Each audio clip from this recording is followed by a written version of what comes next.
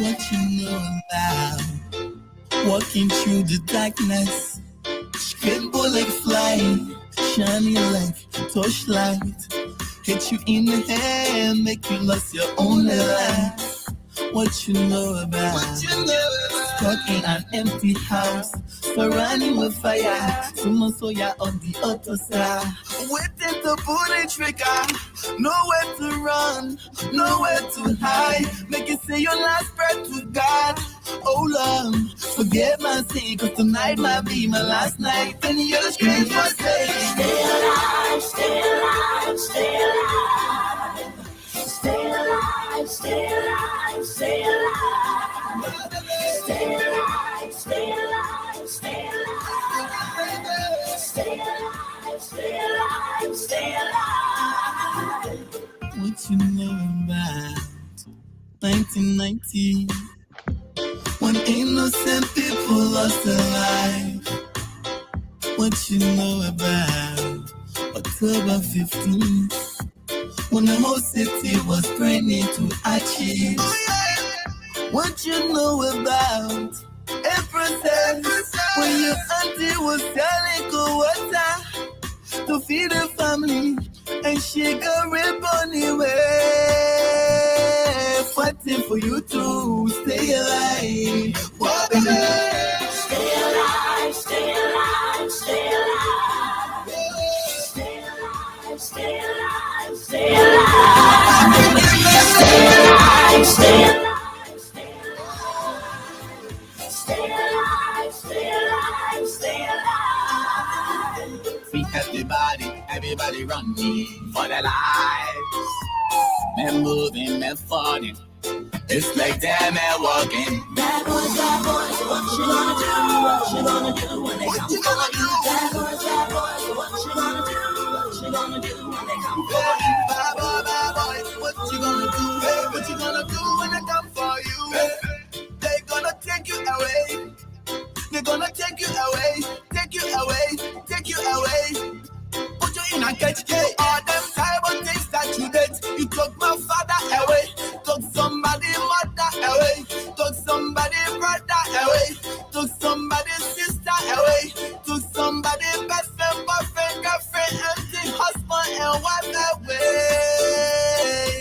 Oh, baby, African baby, I want you to stay alive. Stay alive, stay alive, stay alive. Stay alive, stay alive, stay alive. Stay alive, stay alive, stay alive. Stay alive, stay alive,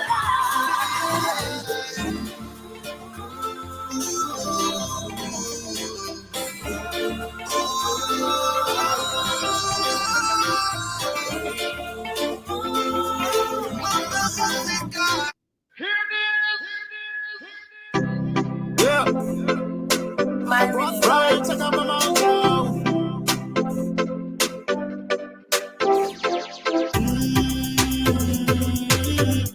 Yeah.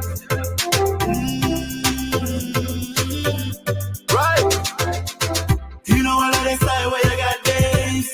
So won't you back it up on me? Another way you're whining the pop waist. Don't tease till it making me on right. So smooth when you move to the groove in the truth, baby. Back it up on me. Yeah. Another slide where you got days. So won't you back it up on me? Right. This a girl a whine in a time. I move around like she don't have no spine. The next thing, don't she find? She have the rest of them a wait in a line.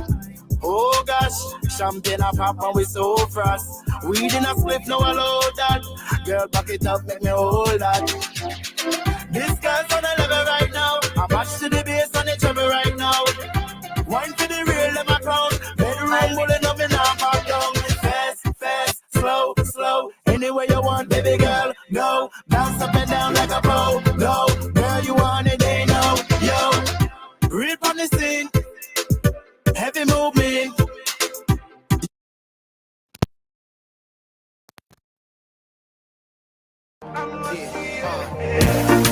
It is often said insufficiently advanced technology is indistinguishable from magic. That is why I introduce to you a company with magic, SM Group Incorporated.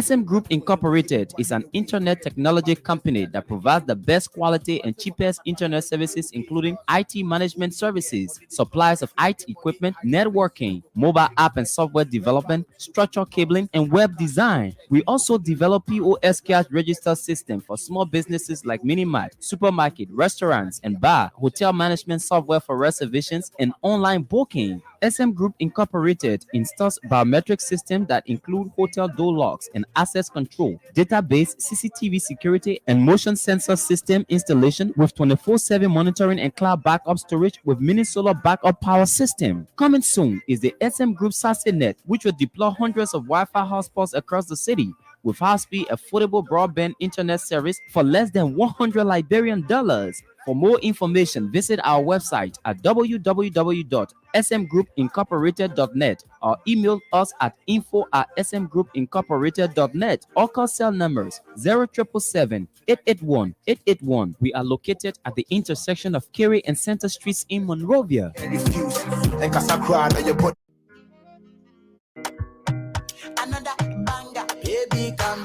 Pinter One of Delaware.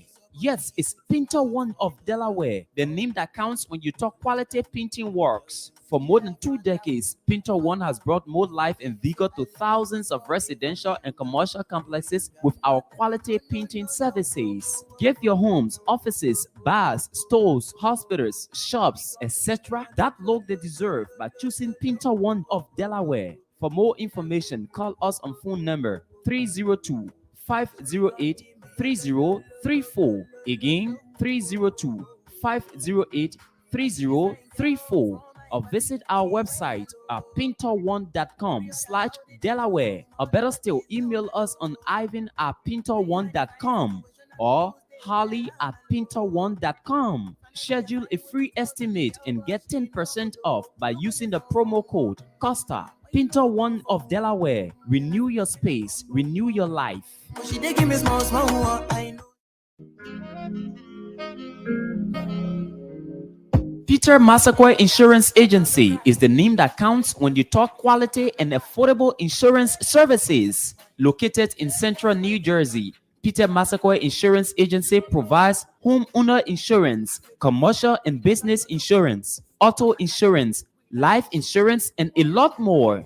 We partner with over 20 top-rated companies to ensure we provide affordable pricing and quality services to our clients. Not only that, we also offer free financial planning consultation, and we are licensed in 20 states across the USA. At Peter Massaquoi Insurance Agency, our staff are well trained to handle all your insurance needs. Visit our website on www.pmassinsurance.com or call us on phone number 609-571-3037. That's 609-571-3037. Peter Massaquoi Insurance Agency, your low-cost insurance partner. Do you need a car? Ready for an upgrade? Then come to Sika Motors, sole distributors of Toyota vehicles, Mitsubishi vehicles, and Yamaha motorbikes, genuine accessories and spare parts. You name it, we have it. We have the 2022 brands of Toyota vehicles. Select from our new Toyota Starlight, Toyota Belter, Toyota Rush. We've got the best deal in town through our Sika Motors financing schemes with selected banks, EcoBank Liberia and UBA Liberia, starting at the lowest as $500 USD. You won't believe these prices. Come for quality, reliability, and durability. Take a spin and let's make a deal. Sika Motors on the UN Drive at Sailtown, Bushra Island, or call Sika Motors on +231 775 987 758 or email cmarketing@cfao.com. Sika Motors, drive with confidence.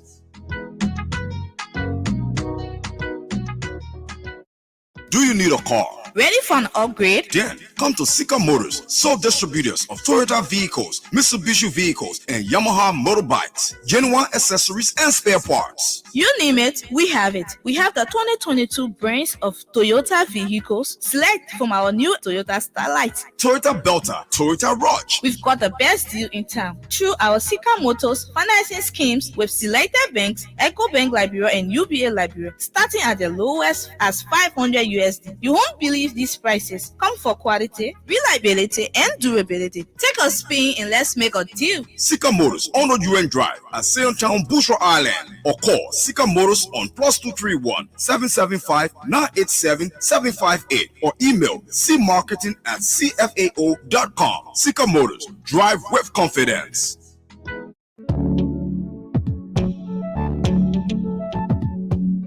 We all know the headache we go through sending money to our loved ones, friends, and family in Liberia. High fees, long lines in banks, the usual complaint of the system being down, such a waste of time and energy.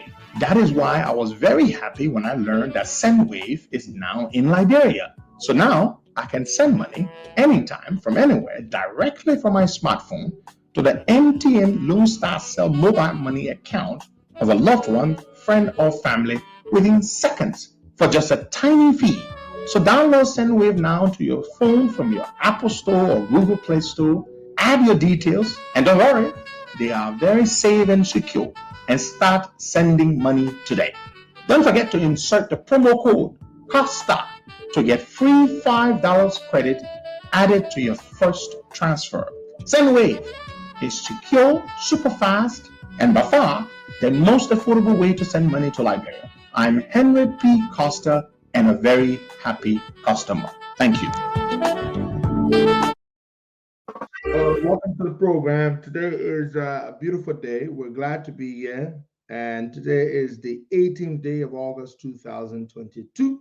The time in Monrovia is 10:30 a.m. The time in Delaware on the east coast of the United States of America is 6:30. Good morning, George. Good morning, Cos, and good morning to our listeners. It's good to be here this morning. You need to do some adjustment on your microphone. Dress it up a little bit. I need to do some adjustment. Okay, it's okay now. Was it not loud enough? Yes. Hey, George.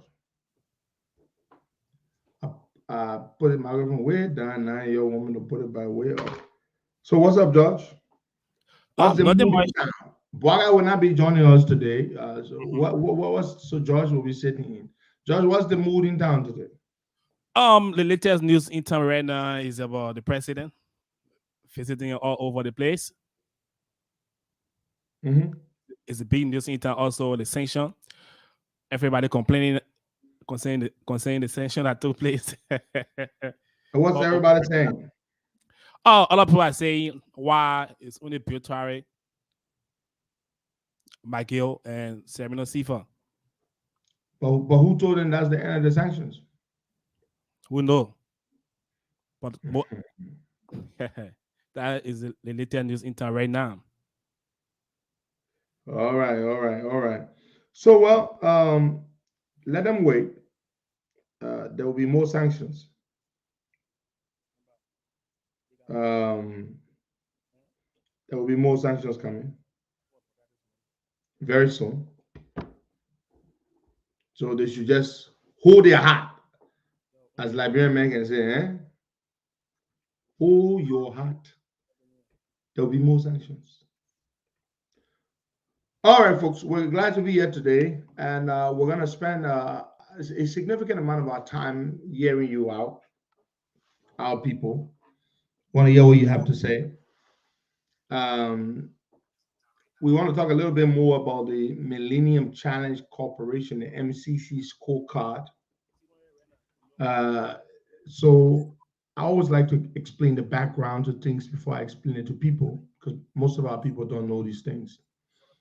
The Millennium Challenge Corporation was established in 2004 by an act of legislation under President George W. Bush.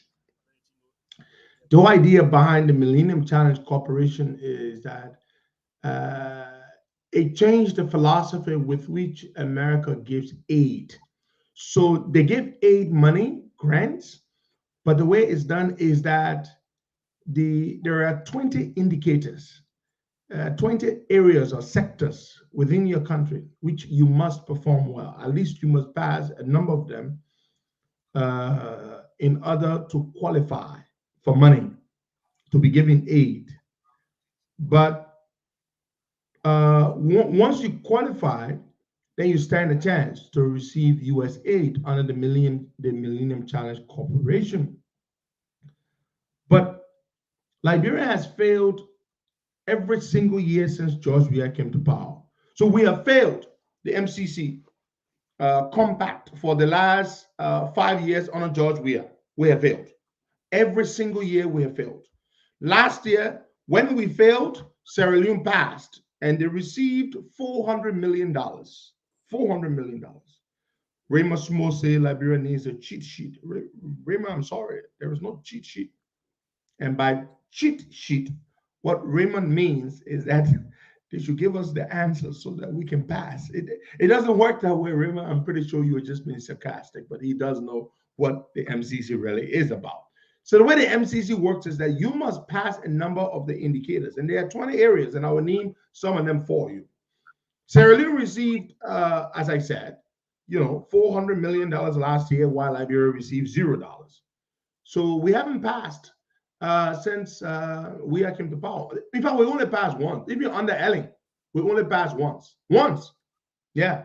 So don't make it look like Ellen was so hunky-dory under Ellen. Liberia only passed once under Ellen. That's when we qualified for $257 million. Yeah, and that money is finished, and the MCC closed their office in Liberia. It's done. So while Liberia failed, you have Liberia got only 9 out of the 20 indicators. But in order to pass, you must get at least 11 indicators for you to pass. 11. That's well over half of them. You must get well over half of the indicators in order to pass. Senegal, Sierra Leone, the Gambia, they all got 13, while Ghana got 14. Are you listening? Ghana got 14. Ghana passed in 14 of the 20 indicators. So you see why Ghana is a much, much better country, because Ghana does do well, So, you've got, these are some of the indicators. Health expenditures, the amount of money you spend on the healthcare sector. Primary education expenditure, the amount of money you spend on primary education for your children. As a government, I mean. Child health, the amount of money you invest in health, in providing health care for children. Girls' primary education completion rate, the amount of money you invest to ensure that girls have access to primary education and that they complete. Control of corruption, the efforts you make to control corruption in your country is one of the indicators. Government effectiveness, just how effective the government is, how you work to ensure that you succeed. These are some of the indicators. So you have 20 indicators here. And Liberia passed in 9, and we fail in 11. So we fail. And because we fail, we do not get any money from the MCC. That is the way it works. Because we fail, we don't get money. It is as simple as that. So other countries, all the countries around us, Ghana passed, Sierra Leone passed, Senegal passed, but we fail. Year after year, Liberia fails. Year after year, Liberia fails. So the Americans have said, we're not just going to give you money because we feel sorry for you. Under the MCC, we give you money because you work to improve certain sectors within your economy, within your healthcare sector, within your education sector, within the sector of improving the access to business, access to capital, political rights, democratic rights. Those are the areas that you must pass in order for you to stand qualified to receive MCC money.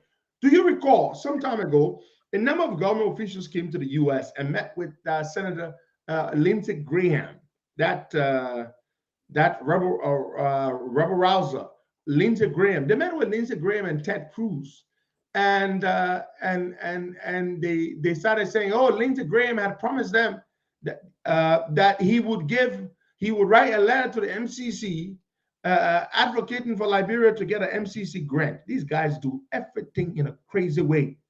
Everything in a crazy way. That's not how it works. And I told them, the MCC does not take letters from senators telling them who to give money to. The MCC is run strictly by the book. They don't give you money because they like you. They give you money because you pass your scorecard. That's why they give you a scorecard. You must pass in at least 11 of the 20 indicators to stand qualified for an MCC grant. In fact, the higher your score, the more money you get. The lower your score, the lower money you get. That is when you pass. But in Liberia's case, we haven't passed since 2015. 2015 is when Liberia qualified for the $257 million. Last year, Sierra Leone got 400 million. I see my picking bucket raw watching. Bucket, what's up? What's up, my picking? Why don't you drop me another beat? So you politician now. look at my picking calling me my picking. Bucket, you my picking, man. You know you my picking. Bucket, have you even struck 35 yet? Are you 35 yet? Bucket raw. You know, I let opinion, but you let a game politics. You know, politics not for you. You're very talented young man. I listened to your remix or that freestyle you did using Burna Boy's the beat from Burna Boy's Last. That was lovely, Buggy. I enjoy it, my man. You know, you see, I follow you. I follow you closely. I love your music. You're very talented. I lay up in it, but that lead the politics. Buggy Raw, shout out to you, my man. Shout out to you. One love, one love. Yeah. So you know, as I was saying, so that's how the MCC works.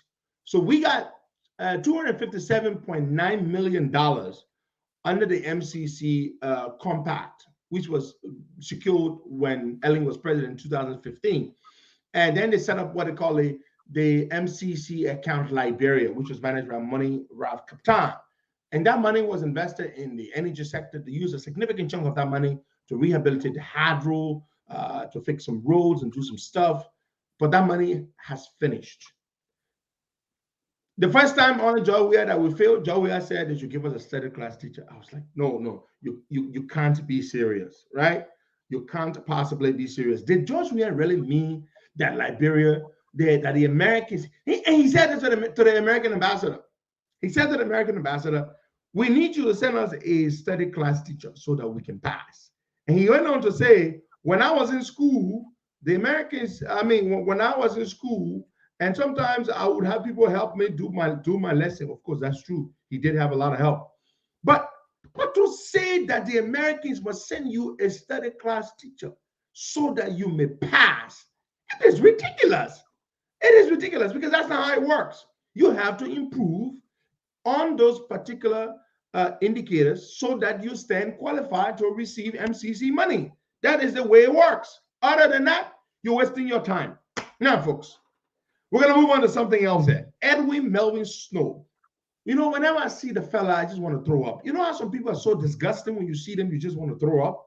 They make you nauseous. Edwin Snow is one of the worst human beings that has ever been called a Liberian citizen. Edwin Snow is so nasty a human being that when I look at him, and of course he's ugly as hell, that when I look at him, I just feel like throwing up. And he never disappoints. Edwin Snow never ceases to disappoint. The guy stands for absolutely nothing. Nothing. He has no spine. He's an invertebrate, a morally decadent, sleazy, despicable, deplorable, nasty human being is what Edwin Snow is. My people, help me with adjectives. Help me. I'm just trying to conjure up every possible nasty adjective you can find would be appropriate to describe Edwin Melvin Snow.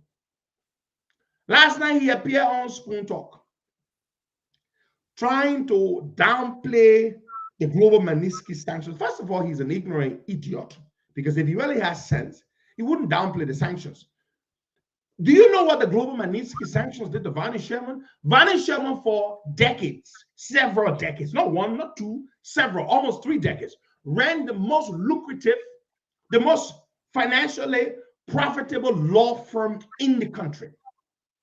Hands down. No competition whatsoever. What did the Magnitsky sanctions do to Vani Sherman? Completely destroyed, obliterated, shattered Vani Sherman's law firm. Vani Sherman's cash cow was struck dead by a single swift blow dealt to it by the Magnitsky sanctions. Edward Snow was on radio last night telling his friends in government that don't worry, man. What can sanctions do? I will honor UN sanction for so many years. What happened to me? A lot happened to you, Edwin Snow. You are a pariah. You still are. When was the last time you ever came to America? Never. Kaput. It will never happen. Never. And you sit there and you try to tell your friends that the U.S. sanctions mean, do you know what it means? It means that these guys, good morning, my friend Walter Guanigale Jr., shout out to you. I got my beautiful gift, my very beautiful gift. Walter, and let me take a pause there and talk to a good human being and come back to that swine, Sanama swine of a human being, Edwin Snow later.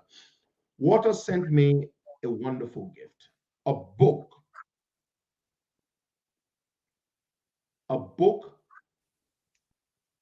a Pele English dictionary. Yes. And I just love it. And it's going to help me sharpen, improve my Pele speaking skills, my Pele diction. And so it's going to be, I forgot to bring it downstairs to put it on my desk. But Walter, thank you, my brother. Thank you. I do love the gift. I sent you a video. I sent you a video last night. I hope you received it. Walter Guaningale, good man. Thank you. I love you, my brother. So back to the Sanama swine of a human being, Edwin Snow. So Edwin Snow is trying to console his friends. Oh, don't worry. Don't worry, man. What are sanctions? Do you know how many child stealers officials died in Liberia because they were on UN travel ban? They couldn't go to Guinea, to Sierra Leone, to Ghana. Do you know how many of them died? Because they couldn't go abroad, because they couldn't go abroad for medical treatment. They died. Many of them died. They couldn't travel anywhere. They couldn't go anywhere. And then Edwin Snow is trying to make it look like sanctions don't mean anything. Oh yeah, I was on sanctions for so many years. It really didn't do anything to me. It really didn't do anything to you. Sanctions are bad. Nobody should pray for sanctions to before them. And so just because he's trying to be, and Edwin Snow is the guy that they have planned to use as the campaign manager. Yes, Edwin Snow. Edwin Snow is the campaign manager for the CDC in 2023. Edwin Snow is a cunning crook. If he thinks that he is really important, politically important in the country, he shouldn't have run away. He shouldn't have run away from Montserrat County to go to poor Bomi County. Bomi is one of the poorest counties in the country. One of the poorest counties in the country is Bomi. He ran away and went to Bomi, and he was able to use his ill-gotten wealth in Bomi to get elected senator. Well, he got elected representative first, and then, of course, he ran for the Senate and won. But you see, then he comes back to the national stage from a small county such as Bomi. Bomi contributes very little to the national economy.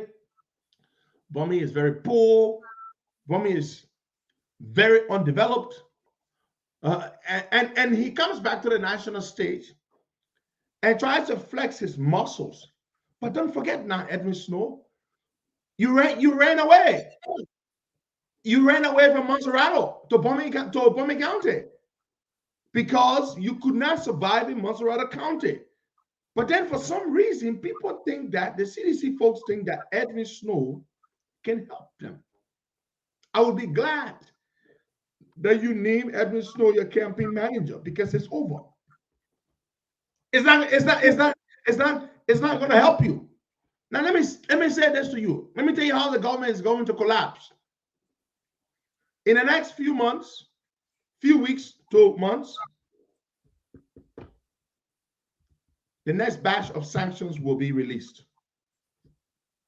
Afterwards, another batch of sanctions will be released. A total of 40 individuals have been targeted. Some lawmakers are also targeted. Some lawmakers, some of them are your friends, some of them are your good buddies, they've been targeted.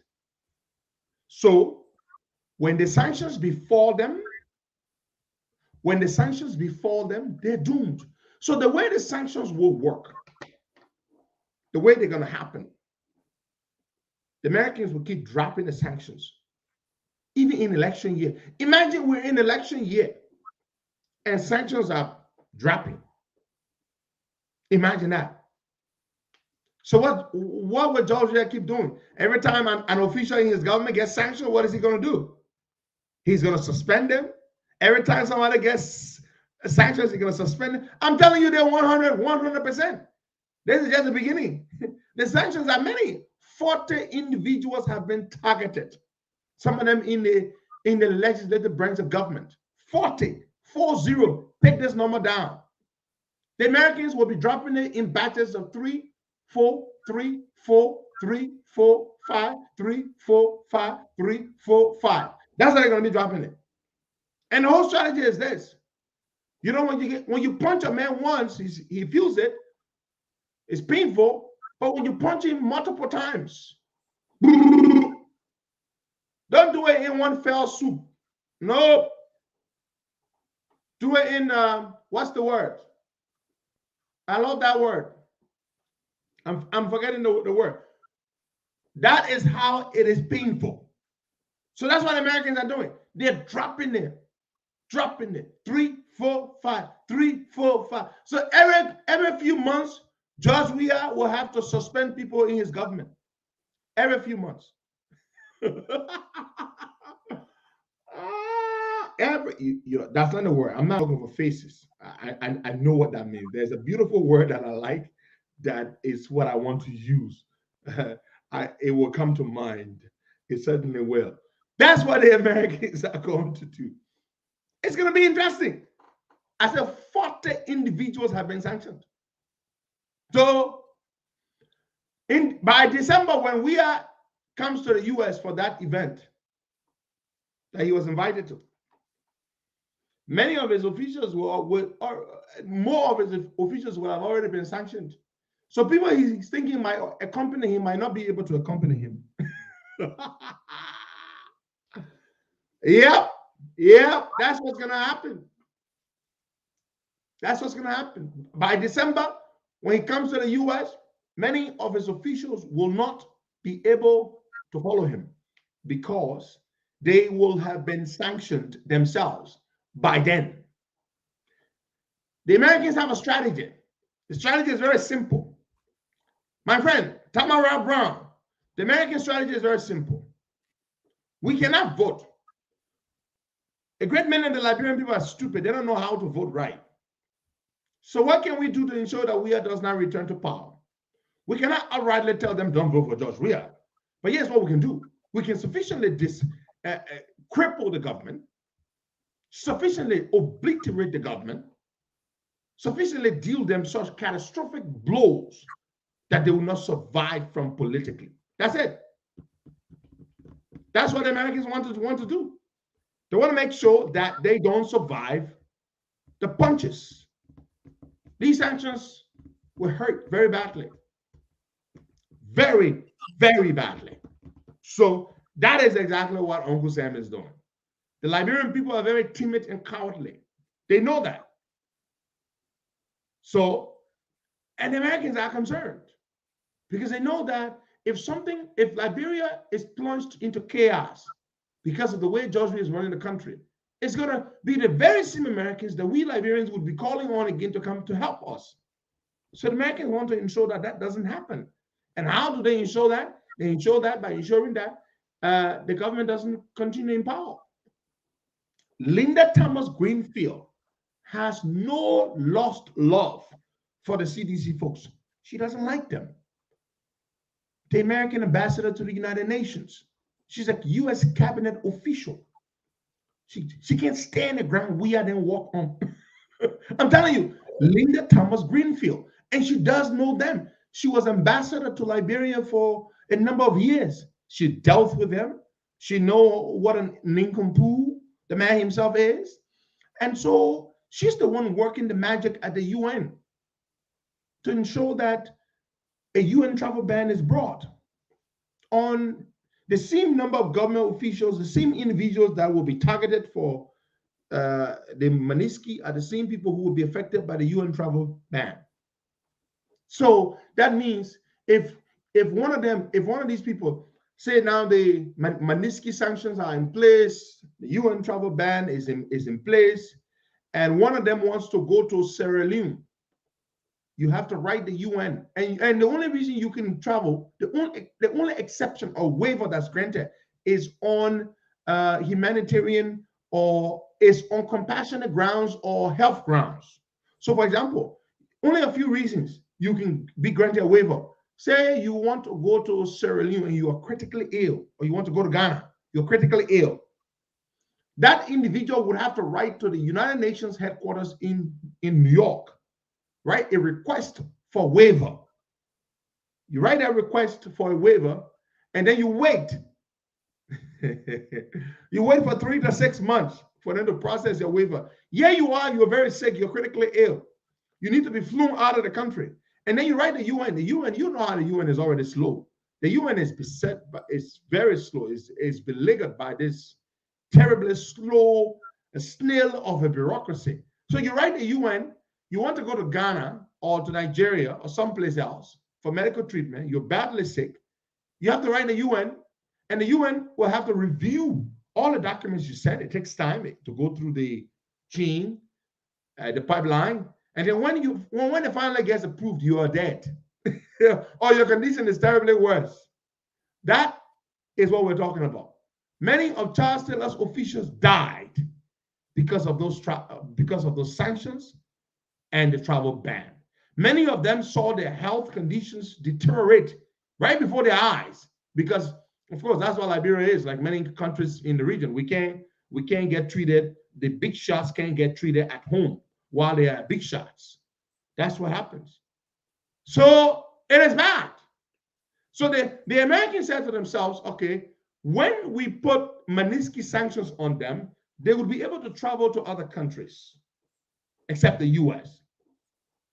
But when we bring the UN travel ban, they will not be able to go to any UN country unless granted a waiver by the UN. And these waivers are not granted because somebody has a headache.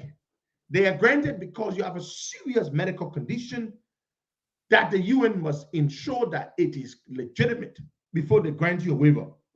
So when you have these sanctions and a travel ban, your life is over. You're finished.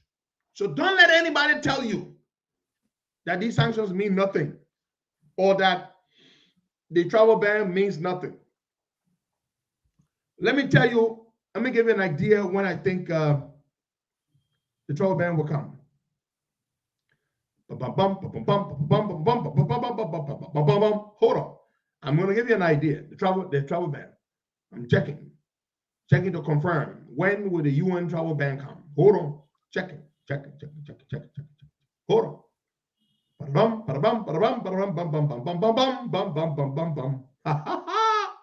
Okay, we're looking at around October, November. Yeah. For the UN travel ban. All right, folks, you're listening to the Costa Show. Today is the 18th day of August 2022. The time in Akaro's grave were in my inbox. They're cussing me. Akaro's Moses grave, that idiot, that marijuana smoking idiot. I had told the foolish clown that sanctions were coming. He was one of the people who were on. He was cussing Chris Smith. Akaro's grave. He was on Facebook. He was cussing Chris Smith. Chris Smith, you're a foolish man. Chris Smith, you are just one congressman. You can't do nothing. Yeah, that boy can smoke the marijuana, Because now, because since the session came up to now, your man has not come here to say anything. Who, my man? Oscar agree. What you got, man? Ascara, man, Akara's great. I mean, So Ascar mostly great. Akara said that there were going to be no sanctions. He said I was lying. He and many others. In fact, he was cussing Chris Smith. You know, Sure. we're simply saying his message to Chris Smith. Yeah, we say Akara's message to Chris Smith. So Chris Smith, yeah, man, Akara's your cousin. But here's the thing. So yesterday, I went there in bar. I said, my man, Akara. So I was lying. The sanction account. He said, my man, oh, I know we'll win again. He said, oh, I know we'll win again. I said, oh, you know you'll win again. Sanction coming, you say you'll win again. He said, I said, okay. He said, my man, Jack ready to be opposition for 6 more years. I said, no problem. No problem, Babu. I said, oh, I know. I said, get ready for more sanctions. I wonder my man Kano Babala Imbas. I've been teasing the guy. Oh, Kanyo Babala, that dirty rule. I went to Kanyo's Imbas. I said, Kanyo, and you see, you know, there was a line in Bill Tower on a statement, right? The sanction statement. There was a line right there that said that Bill Tower formed a company, a private company, and awarded them a contract, and he formed a company with other individuals. Like they were talking about, and then they put in the, and then to obfuscate, there's that word, that nice, that beautiful word. Obfuscate. Why am I struggling to pronounce a word? Okay, it's a tongue twister. Pardon me. So that means to hide it. To hide it. So they formed a company. They gave themselves, they own a company, but they put their shares in their family members' names. That's what that word means. Obfuscate. Obfuscate. To hide something. That's what it means. So to hide their shares, they put it in family. So I want to kind of put a share in his sister's name. So I said, Kano, you see the line? I highlighted it. I said, Kano, I own a session here. I own a session. You and me. Kano said, Mama, leave me, man. You supporting you, and you dare that. I said, oh, but wait now. Kano. I said, well, Kano, my begin. Get ready, because your knee will come too.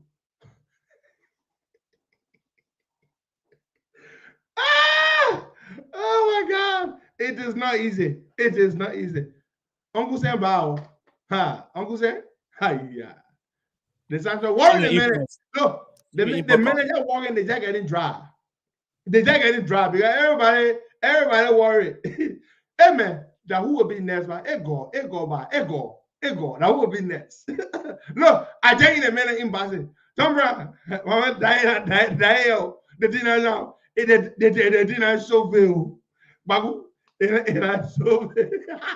Look, I'm enjoying myself. Because I want a bad boy. See, I can't go causing me. He read it long thing. When he read long thing, I just read short and I said, my pig, just get ready for most sanction. He has a yes sanction. Look, I mean, the American women love Costa. Bill Tower. Yesterday I spoke to my lawyer. My lawyer myself spoke yesterday. Eric Menhardt, brilliant lawyer. I said, Eric said, my man, I read the things. Thanks for the link you sent. He said, that really helps our case. We're going to file a motion to dismiss that man lawsuit. He said, but the man is a criminal. The Americans say the man is a criminal. How can a man be in court with you? Everybody. Uncle said, look, the police sanctioning under the sanction of my enemy. The guy who sue me, the sanction the guy. The American will love me. Look, when you see the men who have already been sanctioned, they getting dry. But they are not feeling it. You know, when your man down, your part down, and you will feel it for the next couple of days, you will hear you. But the men who are expecting their man to die, their part to die. Hey? That one can, a basel, because you know you will die. You know you will die. And you're just waiting for the death to come. Look, it's too bad. In fact, I'd rather you just came in one time and so I can just go. Then for me to be waiting. Josh, you won't be waiting? Yeah. You won't be waiting for that kind of news? No, man. You won't be waiting. So I told my lawyer, I said, but you know what happened? I don't even think we can sue the man to pay us our attorney fees and my legal expenses and all of that back because the man he get come to America already, so he will not even care. The man is a pariah already. So he will not be able to come to America. But I gotta run my man Bill Toy, man. Wait, let me read Bill this morning. Let me Bill Toy. Hold on. Let me read Bill Toy. Damn it. I said, my man Bill, good morning, man. Hope you are having a beautiful, hope you are feeling well. Stay strong, buddy.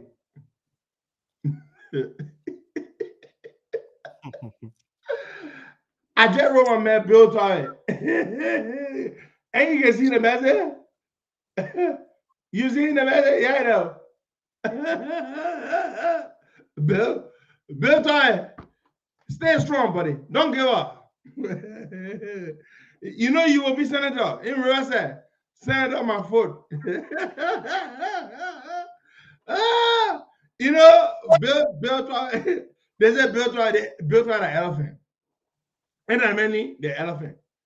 The elephant, they say the elephant get fall down. The elephant can't even wake up. They said Bill Toy and I get sick. Salama Swan. They said Bill Toy and I get sick. Yeah, no, that body, that elephant, the man would turn from elephant to reindeer. Bill Toy knew would be reindeer. Not elephant, the body will drop. Bill Toy, what? And that's small thing. You get sanction on you. You know how long sanction can take? 30 years, 40 years before the sanction move on you. Let's go take some calls there, George. Let's take some calls. Okay, the number for the elephant. Okay, folks, the number to call on the show this morning is 0770102. Oh, yeah, man, Bill Toy that wrote me about. The man said, good morning. I'm doing great. My boy, yes, here. Oh, yeah, thank God. And he right there, you know, he said he's doing great. Plus, take an inbox. Your WhatsApp. Your inbox. I send you something. My people. Yeah, I see it. Oh, that Finabono Este. Look at Finabono Este. Let me send it one to the American Banana. Finabono Este. I send it right now, George. Thank you. I send it to my American contacts right now. It gone. George? Yeah. Those pictures are gone. Bill Toy said, thanks for the concern. I do appreciate. Does it God think I'm really feeling sorry for him? Look at that kind of thing there. Look, my boy, yeah. The man said, thanks for the concern. I really appreciate it.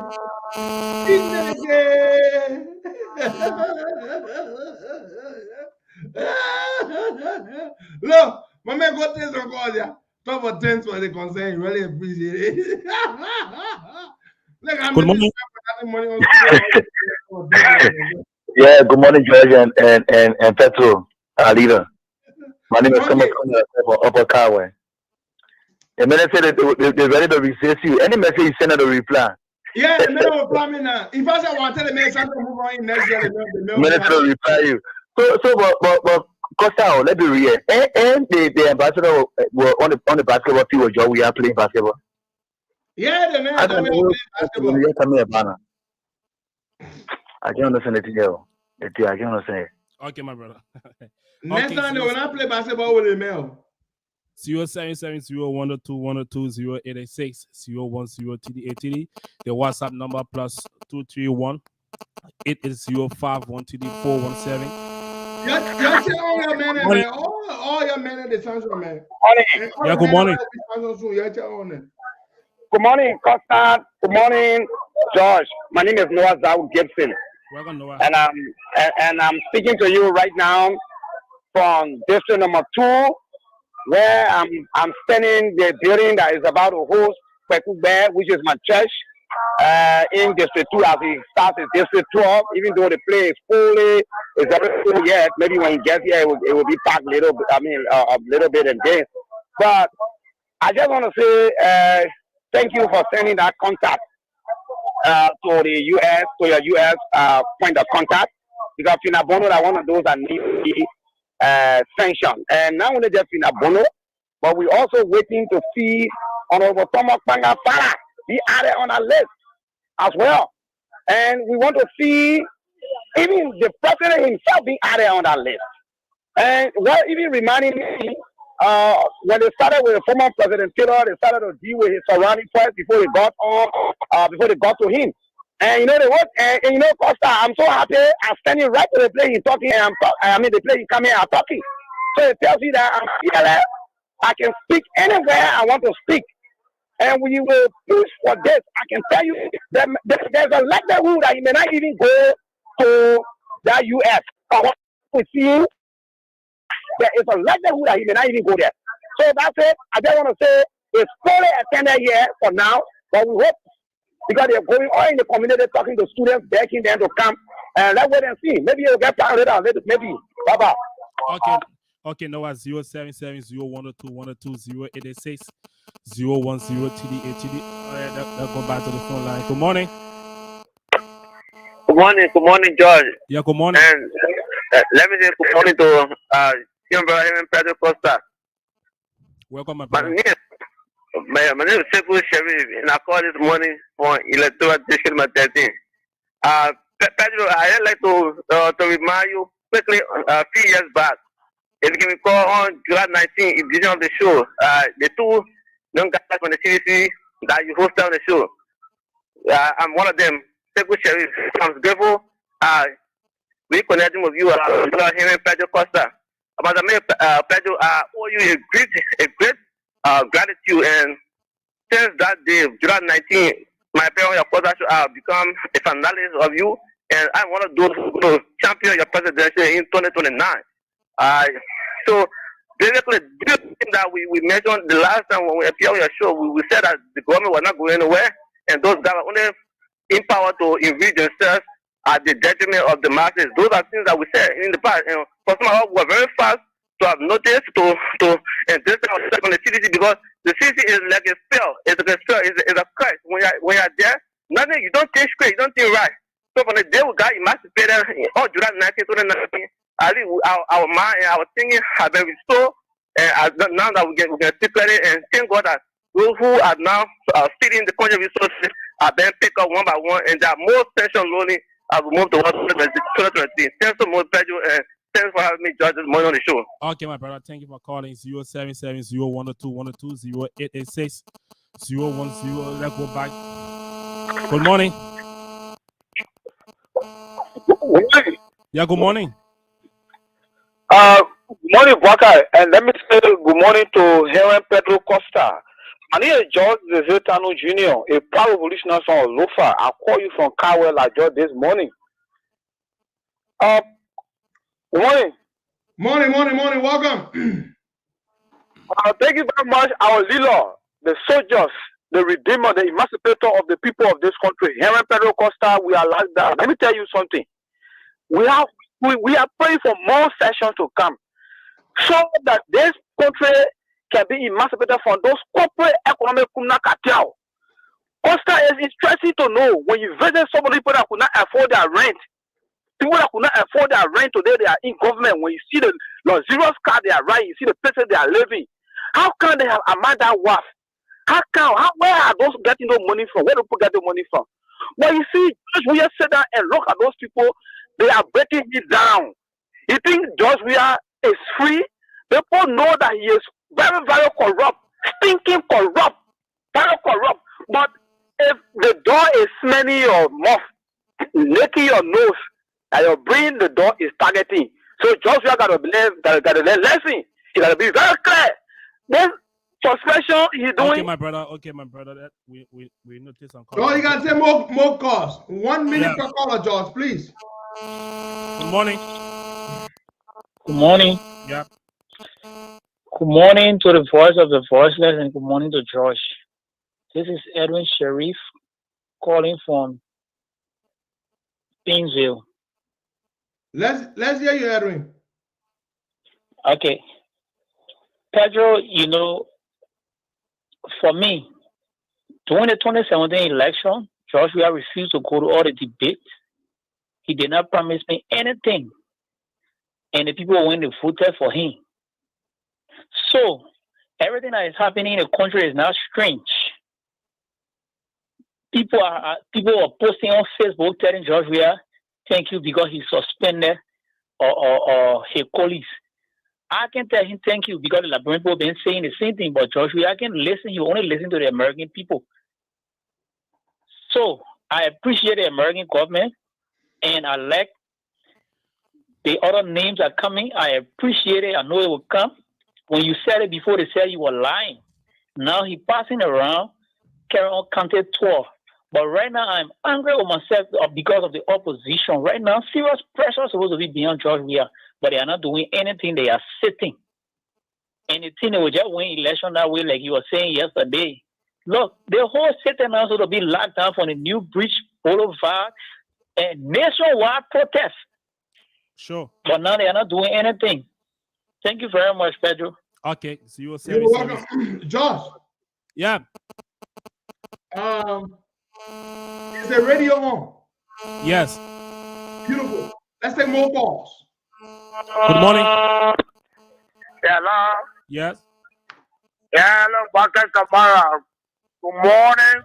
You know, the Costa, the patriotic Liberian, they were fighting for the down city and that mercy. So the thing of an dictator and the criminal that here, money laundering everywhere, the sanctions should be more imposed.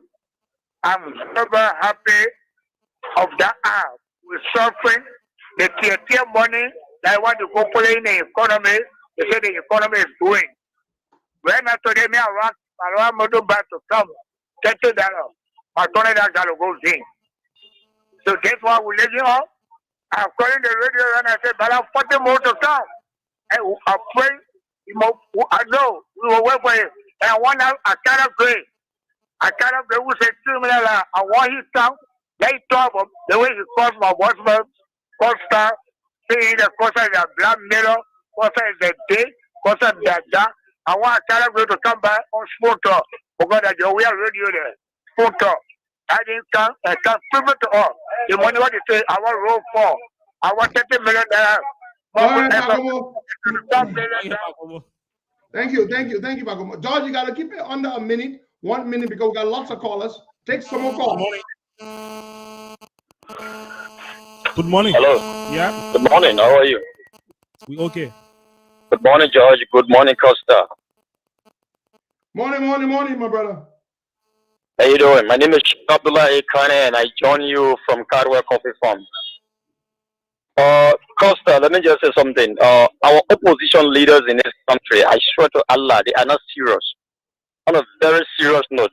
Now, if you just follow what happened recently in Sierra Leone, the protests that were on there, the opposition leaders, the former president, Anes Bai Kroma, his name is ringing. Samora Kamara, which is the former standard bearer of APC, the name is ringing. But here in our country, our people, they don't stand for us. But when they say election is coming near, that's the time you see them will come and run cheap politics, cheap campaign, and they will now win. I don't know, George, we are giving them tramadol. I don't know, actually, all of them are just weak. They're not doing nothing. But when they say election, then we come. Seriously. Thank you for the time. Okay, my brother. 077-0102-102-0886 010. Let's go by. Good morning. Good morning. Good morning. Yes. Your name, where you calling from? Good morning, George. Good morning, my brother. Well, let me say good morning to Henry Pedro Costa. Well, it's a pleasure to be on the show this morning. I'm Kim Oga calling from Johnson Street. Welcome, my brother. Welcome. Well, honestly, I think the sanction have been given to the three officials. I think the penalty of the sanction is indirect kick to the office of the president. You know, I believe in subsequent time there will be more sanctions. And, so I think it's about time now George has to put a foot down. If you really want to go for second term, because if you not put a foot down, if you not be put on a decisive on a able lieutenant like Ryan, a cabinet, I think his second term base is shaking. So let me just say, don't let them be rude. Leave that thing there.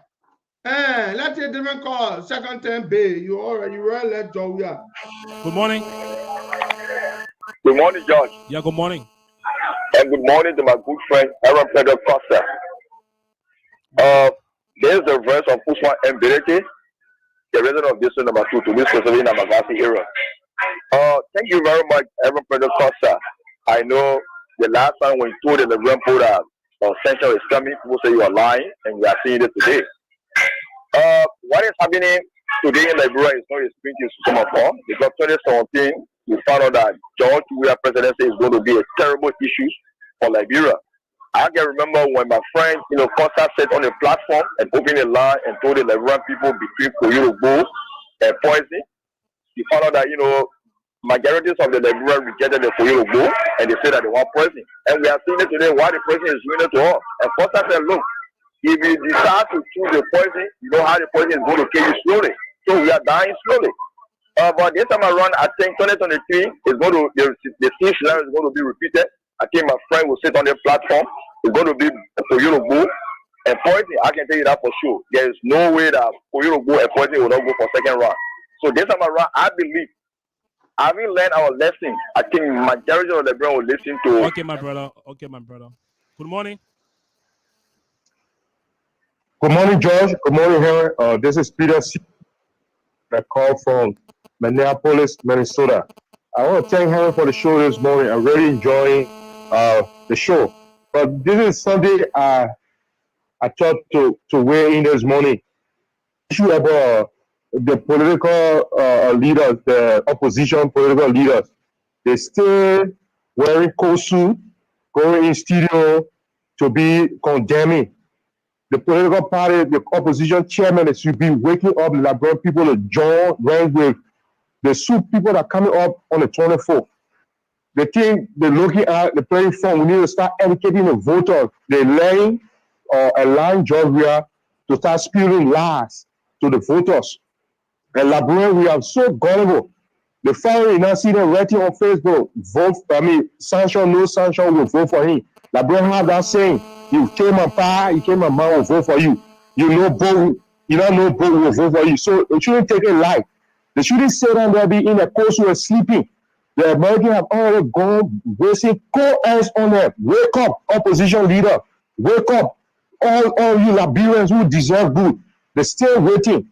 Who I know what they're waiting for, and go not come down and hold right there and be beating opposition leaders to wake up to do the right thing, to be able to bring the whole nightmare to an end. I want to thank you this morning. Okay, my brother. Take more calls there, Josh. Good morning. Good morning. Hello? Yes. Yeah, hello? Good morning. We can hear you. Yes. I'm Comfort Johnson. I call from Burma Bridge. Welcome to the program. Yes. I want to tell you, thank you so much for staying for this country. And the kind of people who go, I want to tell you thank you. Because when they say something, they came out and say he was lying. And my brother look like you today. So we let you, we trust in you to stay for the Liberian people. I don't know why he listening to me. I want to speak to him personally. On this, no more. I can hear you, my sister. I can hear you. Okay, thank you for me. Number now, Gala show. It's a part of my It's a part of my It's there for me. Thank you so much. We are waiting and nothing will ever other receive. But with the other instructions will carry it on. Thank you to your hard work for your country. Thank you very much. My sister. Thank you. Thank you. She is a patriot. She's a good sister. Let's take more calls, George. So listen to the Good morning. Hello. Yeah, good morning. Well, I'm Bobby Wine of Liberia.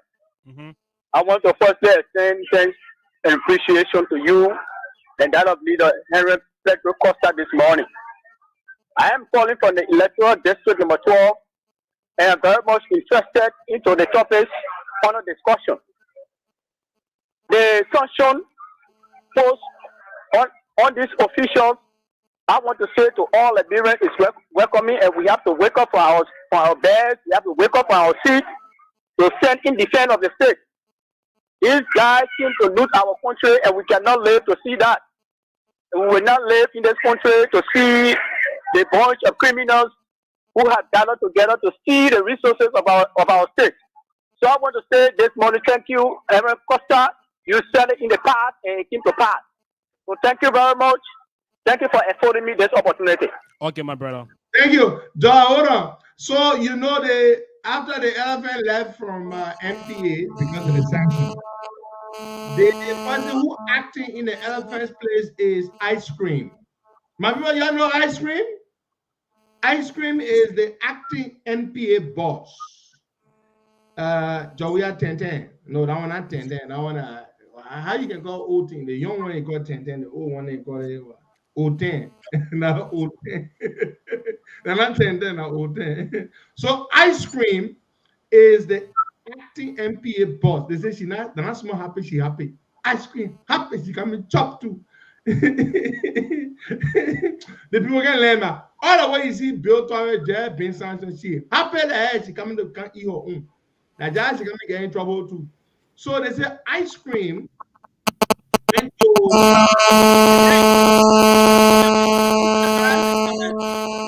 Ice Cream went to the bank, GT Bank and Echo Bank, and told the person, you put my name on the thing, the MPA bank account. You put my name on it, quick. She wanted to put a name there. Yeah. On the bank account, the GT Bank and Echo Bank. She already went there. You put in there. Old team. They say she happy there. Yeah, she coming to eat too. Ice cream, ice cream. Yeah. You know that Ice Cream Bill Torres had to fire that her cousin. Because Joey went to the man to go visit Ice Cream to a house and saw the guy there. They had to fire the guy. Ice Cream business. Now, Ice Cream is now the acting managing director of the National Port Authority.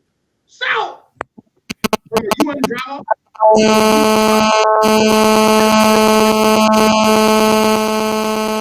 take more calls, George. Okay. Good morning. Yeah, good morning. Yep. My name is Ansu Ibrahim Carr, and I call you from District 15. Welcome to the program. Bracket, my attention being drawn to Evan Melvin's story is on us specifically on this show that Costa made mention of. That lawmaker is a dangerous lawmaker in our country.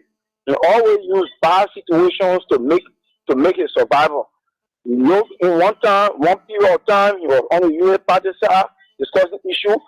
Honorable Snow does not have a specific role in our society. His role is not clearly defined. It will interest you to understand that Honorable Snow has transitioned to the Senate, but he is still representing the lower house at the ECOWAS Parliament.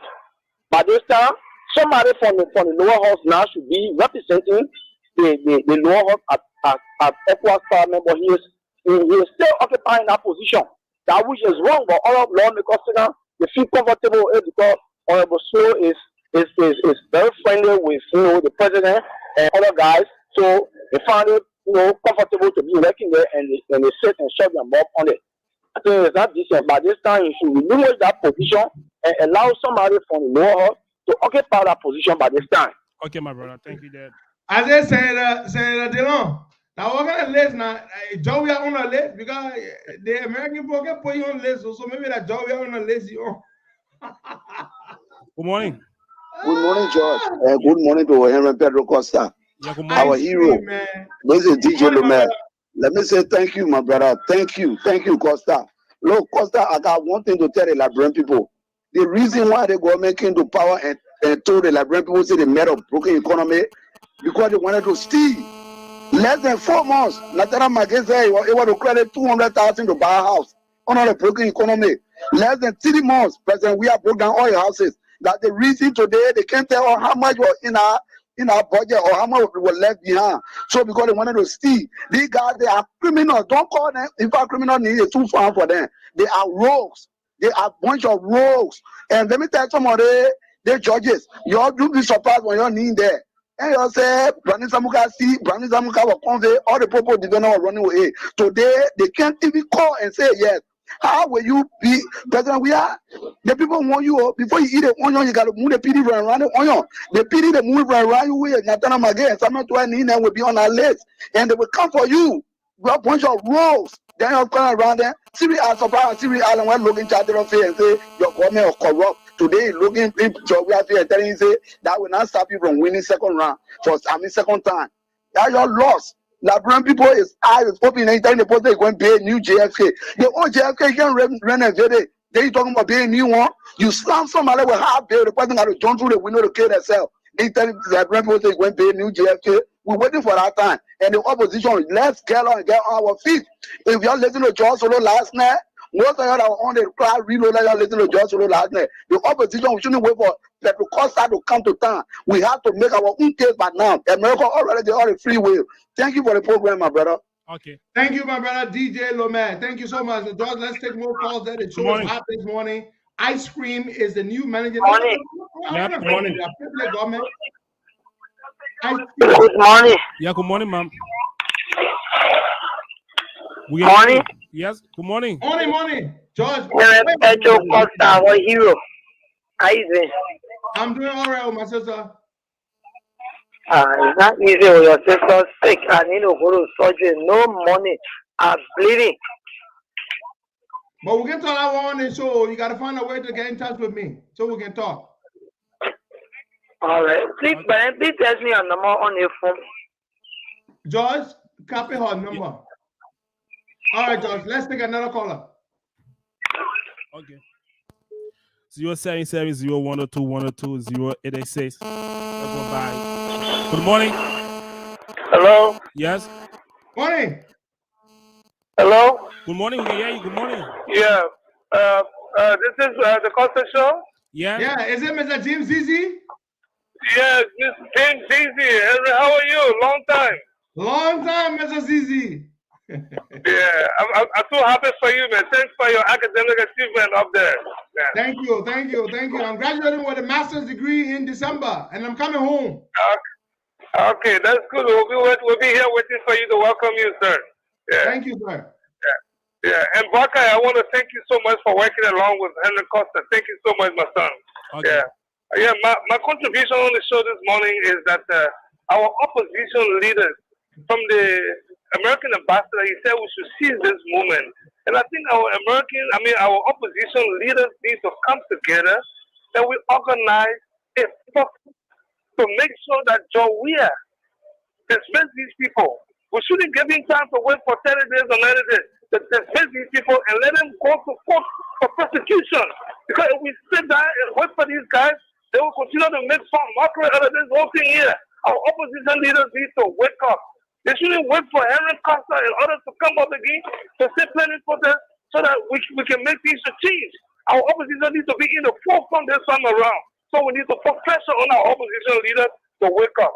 That's my suggestion this morning. Thank you. Okay. Thank you so much, Mr. Zizi. I just got an update from the National Port Authority. They said ice cream will be having a first senior staff meeting today. Ice cream, man. What? Yeah. They say lock pas fan ya. George, lock a pass fan.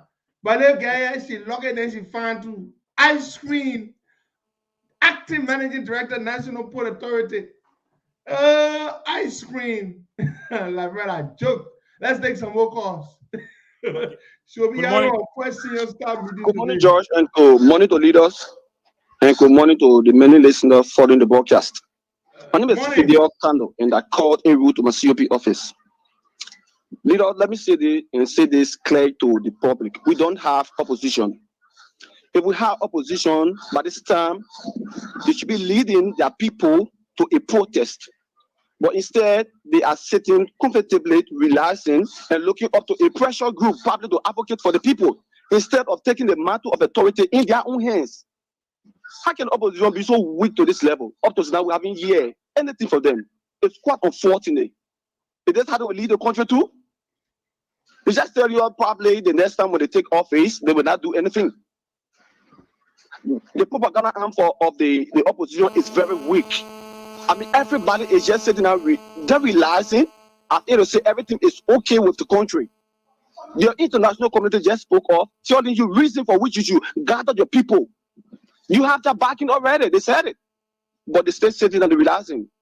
And please allow me to use the opportunity to call on the friends of Costa, where we shall sympathize so that this coming Sunday we will be celebrating our leader birthday in Bannersville, district number 2, Cody SCF.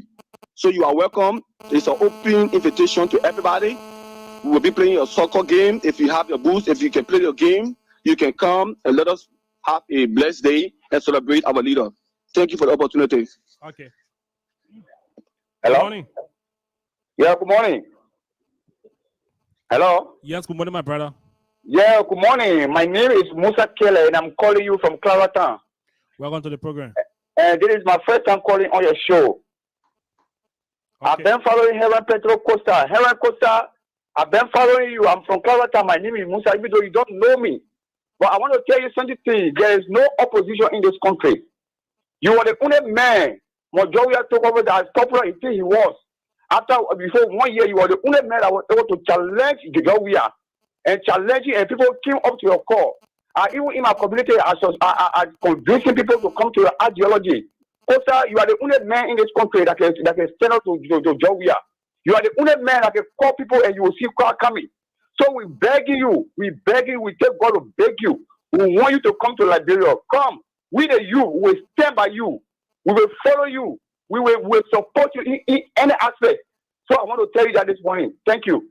Okay, my brother. Thank you, my brother. I'm coming in December of this year with a delegation of 15 people.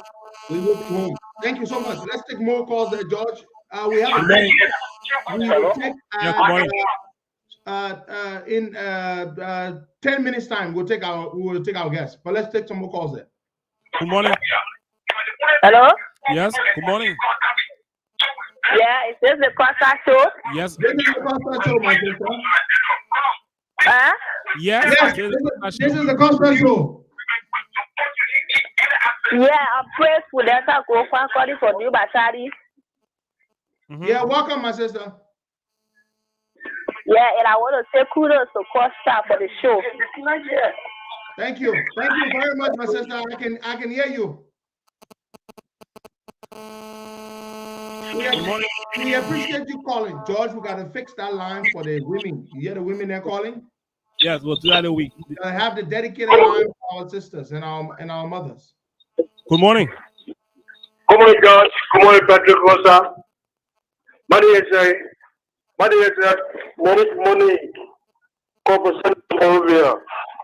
I will believe there is no opposition in the country. Actually, they are very weak. They are making people very, very sick. There's a thing they need to take over. If anything justice anyone in opposition at the time, we say what is the whole place also down. But it's just sitting now. They're not doing nothing.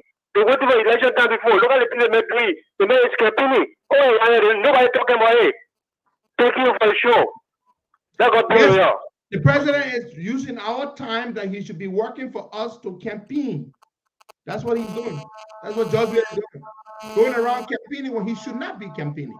Let's take more calls there. Good morning. Hello? Yes, good morning. Yeah, this is Chris Udeta. Sorry for you, Batari. Welcome. Yeah, thanks for the topic order discussion this afternoon.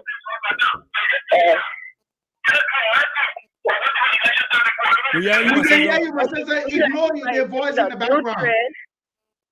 And we are getting to the value of a new day. Thanks ever so much for the show. Okay. Thank you, my sister. Thank you so much. Let's take some more calls. More calls there, George, until we'll take our guest in. Good morning, Chairman. Good morning, George. Good morning to my political leader and my father, Heron Petro Costa. Leader, this is the winning coach, the Morning Johnson. Look, let me say this. First of all, let me just address my chairperson, Fidel Cano. If you show the President Costa, if you believe in ideology, if you believe for his standing for the Liberian people, to get justice, draw us to celebrate. There's nothing to be, all right? Nothing, absolutely. We have to give him to make him happy and to remember him for his advocacy. So join us. Even though I resign as the head coach of the Council of Football, but I will continue my division after speaking with a lot of people. So I will be on the court guys to win that call for my leader. But let me say this. Sometimes you will hear me say this. Please don't let me here. It is your time. Why you want me to go up my left arm and die? I just put a lady and run over there, from my stepmother and one lady will spend that money for the election. Leaders, the people they are not ready. The people they are not ready. No, not me. I want to be the next Carrasco. I'm going to get clear. I want to be the next Carrasco in the government. This is power. Not join anything and do the thing one of all. John, we will know each other. JMB is not ready. You is not ready. Young is not ready. Coming is not ready. I will speak now when there will be a continual protest now to make sure that these people be weak. But they're not ready. You don't let me. You don't let me. I will hate myself. I feel very. Oh, you lost the chairman. I dare you, Momo. Let's take some more calls there, George. Good morning. Hello? 7 more minutes. We'll take 5 calls. Good morning, George. I'm Lagran Stevie, so I'm calling from Cloudtown. Welcome to the program. Yeah, Lila, good morning, Lila. Morning to you. Yeah, listen, we told you say there are many people that Lila will be the next set of most of the because I already started my recruitment a long time. But then now, I told now the people that were tension, some of them are planning now to resign in the poll. I said that one not enough until we can bring the entire poll that probably the money that will go in Bunker and say, and when I bring money, I bear another. So we don't want to commend leader for the period work and why you people to continue.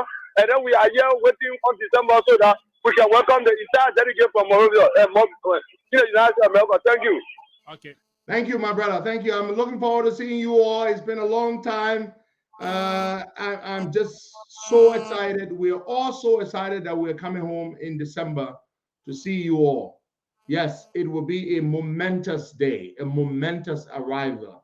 And we will do a lot.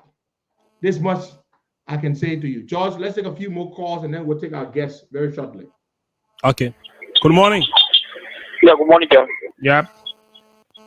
Let me say good morning to our leader, Petro Costa. Good morning to you, Petro, our mama sell it regularly. Some are depending on you, some are hoping on you. And for me, I get a picture you do not let all down. When you are free to be on the ballot, senators to rescue the people of Mosovalo country. We are suffering. Only one senator will get in the country to speak for us. The other one will migrate money, pay money around for re-election. And people want someone to ask Senator Dawa Delon to speak for us in our house. Some of us, we are being frustrated with GSK. For us, up to now, we stay here. We can't even afford our bill. Even the room I was in, one of my political jobs there last week because of how salary is there in there. So we stay here. We get the whole offer because we can't pay our bill. We can't afford to pay all our bills. The whole stay here. Almost every month we are here. Petro, we depend on you to come and rescue us in this country. Thank you very much for the opportunity. I wish you talk. I want to talk to you personally. Thank you, Petro. Okay. Thank you very much. George, we'll take 3 more calls and then we'll call it a day. And then we'll speak to our guest, Therese Harris. He's got an incredible story to tell. He's joining us from the U.S. The U.S. state of Massachusetts. We'll speak to him shortly in a few minutes. Take 3 more calls and then we'll take our guest. Good morning. Morning, George. Let me say good morning to our leader, our hero, our incoming senator, leader Henry Pedro Costa. Good morning, leader. Good morning to you, Stephen Bonard. Yeah, thank you, leader. My name is Stephen S. Bonard. I'm calling from Johnsonville. To add to our chairman, Chairman Fidel Kanu, concerning our celebration on Sunday, I just want to provide some information as it relates to our celebration. Sunday will be a lockdown in District 2. We'll be in Johnsonville. We'll be locking it down to celebrate our leader birthday. And all of you, many supporters of Henry Pedro Costa, if you have the chance on Sunday, come. Don't be afraid. We have enough food. We will be there. We'll have music. We'll have drinks. The only thing we're not giving labor to anybody. But come so that we can celebrate leader Henry Pedro Costa on Sunday. Tomorrow I'll be appearing on the Princess Show, Costa Princess. Will provide more details. According to the go, we have security, everything will be inside, so nobody will come there and misbehave. Security will be there and we'll be celebrating Henry Pedro Costa's birthday. Thank you, leader. We waiting on you to make it the next senator for Mortovado County. Okay, my brother. Thank you, Stephen. Stephen, get in touch with me tomorrow. I'll make my contribution to the celebration. Stephen Bernard, get in touch with me tomorrow. Thank you very much, George. One more call, right? Is there one or two more? Hello. One more. Good morning. Yeah, good morning. Good morning, George. How you doing? Okay. Yeah, good morning, leader. How you doing? I'm doing good. Yeah, George. Okay, this is leader Henry Pedro Costa speaking. I want to say thank you to you, Pedro, for the time, and thank you to you for the information that you give to the Liberian people almost every day. And leader, we want to say thank you again, Bible, to Uncle Sam. And we tell Uncle Sam that no need should come out and let people know that what they are doing to the Liberian people is wrong. Because yesterday again, the people I read that yesterday started to complain.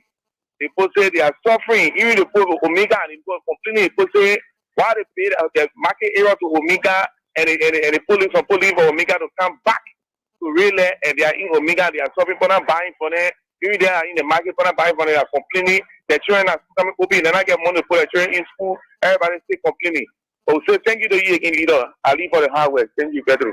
Okay. Thank you, my brother. Thank you very much. Georges, that's the last caller. I want to say a shout out, happy birthday treat to my brother Ben Sandy. Today is your birthday. I wish you all the best. I wish you a very, very happy, blessed birthday. I look forward to seeing you this weekend. Happy birthday to my brother Ansu Dukle from Minnesota. Ansu, I hope you have a beautiful birthday today, and I wish you all the best. And of course, our own governor, the governor of the state of Delaware, Mr. Joshua Brown. Mr. Joshua Brown, I want to say happy pre-birthday to you. Tomorrow is your birthday, but we will begin celebrating you today. I wish you all the best, my dear brother. May you live to see many, many happy returns of your birthday. And that goes to all of you. And all of you who celebrate your birthday today. Every single one of you. I wish you the very, very, very, very best. And God bless you all.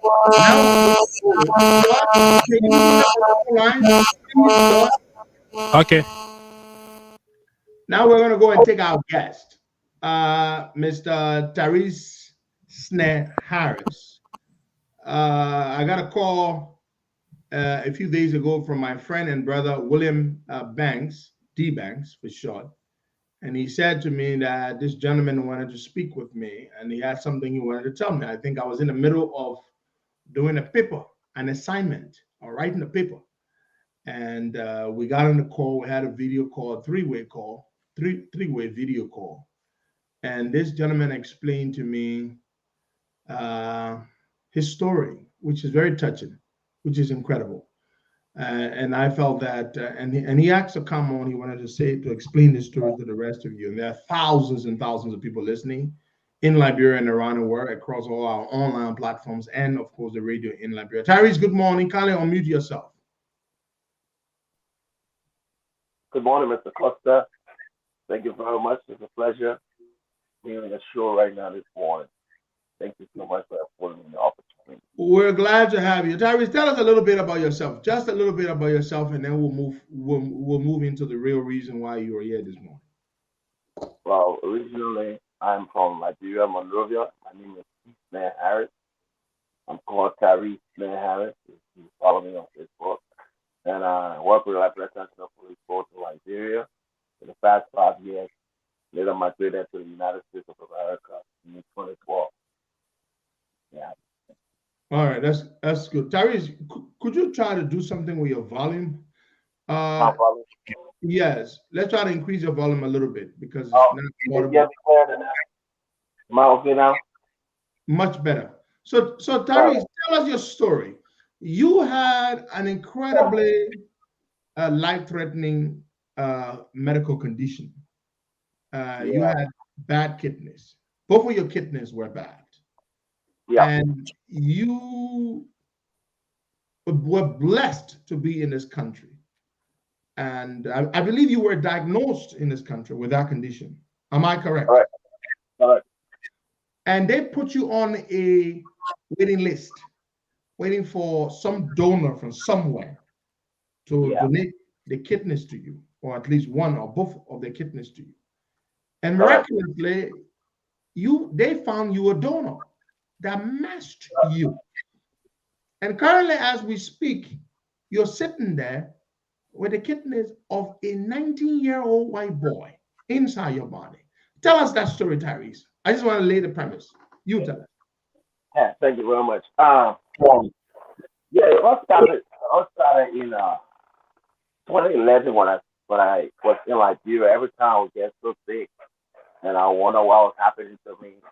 When I go to say, "Oh, you okay? Nothing wrong," check you, just malaria and stuff like that. But I started having some bad symptoms, such as severe pain in my back, and I was urinating. My urination was not flowing correctly.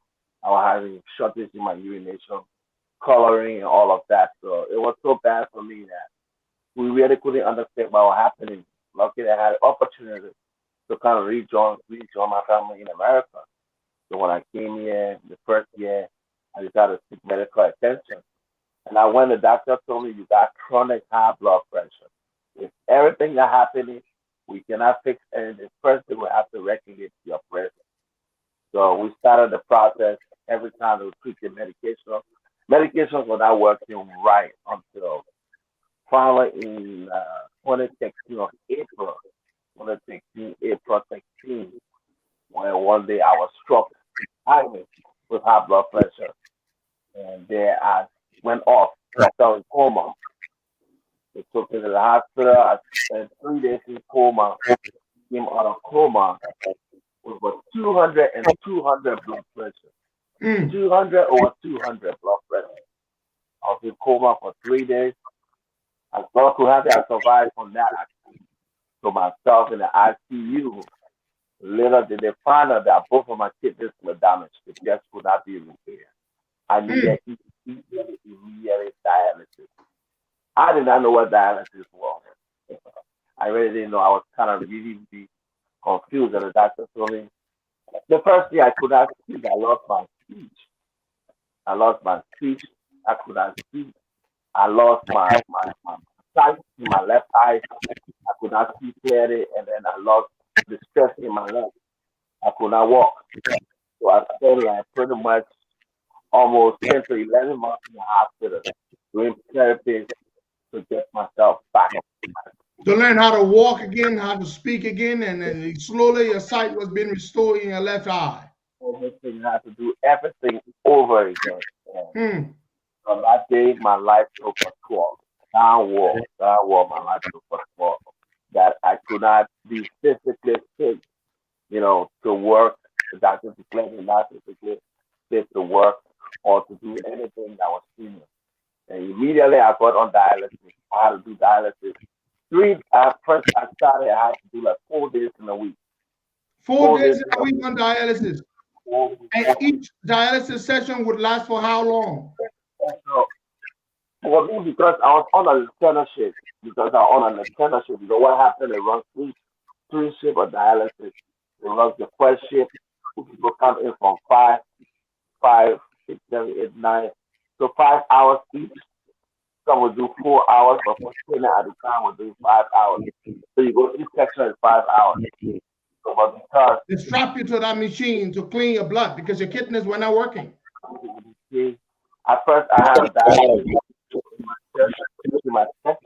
For many who don't know what dialysis is the process in which they use to filter your blood to get the waste out of your body, because that's the work the kidneys perform. But once your kidneys are not working, so the machine takes over. So they use the machine to substitute that function. Yes. You cannot urinate by yourself. You cannot, absolutely. So every water that you drink, everything that you eat, it's right in your body. You cannot put it all by yourself. So what they do is that they put an artery in your head. So if you look in my arm here, I have this artery. They did a surgery and they put it into my arm to be able to access my blood through my body from my major artery. So I've been on that for the past 8 years. 8 years. And so, And so the process of getting one kidney for my blood type on a waiting list in the U.S. in the state of Massachusetts. I don't know for other states, but the state of Massachusetts, for my blood type, it takes me 4 to 5 years.